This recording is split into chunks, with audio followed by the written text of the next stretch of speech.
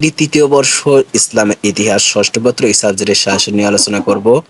এখানে খ এবং গ বিভাগের শাসন নিয়ে আলোচনা করা আছে। তোমরা ক বিভাগের জন্য যে সমস্ত বোর্ড প্রশ্নগুলো আছে সেগুলো পড়লে সেখান থেকে অবশ্যই 100% কমন পাবে। এখানে খ বিভাগের 1 নম্বর আছে সুয়েজ খাল সম্পর্কে যা জানো লেখো।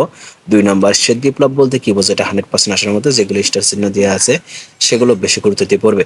3 নম্বর তানজিমাত বলতে কি বোঝো। 4 নম্বর পরিচয় দাও সাজার উদ্দারের আমির তৈমুর গাজান খান। 5 নম্বর নব্য তুর্কি আন্দোলন সম্পর্কে লিখো, এটা 100% আসার মতো। 6 নম্বরটাও প্রাচ্য সমস্যা বলতে কি বোঝো। 7 নম্বর আঙ্গুরা আর ক্রিমিয়ার যুদ্ধ সম্পর্কে লিখো। 8 নম্বর ফিলিস্তিনের সমস্যা সম্পর্কে একটি সংক্ষেপে নিবন্ধ লেখো, এটা 100% আসার মতো, কারণ বর্তমান বিষয় এটি নিয়ে আলোচনা হচ্ছে। 9 নম্বর অটোমানদের উত্থান সম্পর্কে লিখো। 10 নম্বর প্রথম বিশ্বযুদ্ধের কারণ বর্ণনা করো।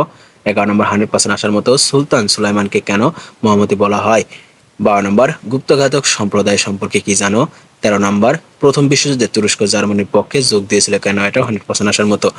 গ বিভাগের 1 নম্বরে আছে মিশরের মামলুক বংশের প্রকৃত প্রতিষ্ঠাতা হিসেবে বাইবার্সের কৃতিত্ব লেখো।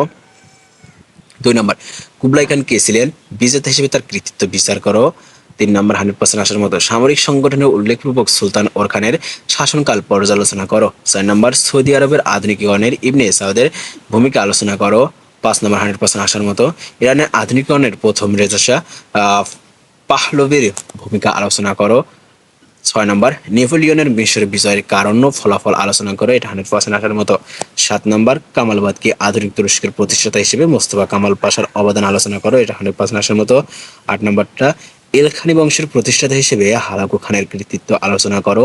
9 নম্বর হালাকু খানের বাগদাদ আক্রমণের কারণ বর্ণনা করো এবং মুসলিম বিশ্বের প্রতিক্রিয়া নিবরণ করো। 10 নম্বর বিজেতা ও শাসক হিসেবে আমির তৈমুরের কৃতিত্ব বিশ্লেষণ করো। 11 নম্বর ওসমানের পরিচয় দাও, অটোমান সাম্রাজ্য প্রতিষ্ঠায় তার অবদান আলোচনা করো। 12 নম্বর সাফাভি বংশের সর্বশ্রেষ্ঠ শাসক হিসেবে আব্বাসের কৃতিত্ব মূল্যায়ন করো। 13 নম্বর প্রথম বিশ্বযুদ্ধের কারণ সমূহ আলোচনা করো।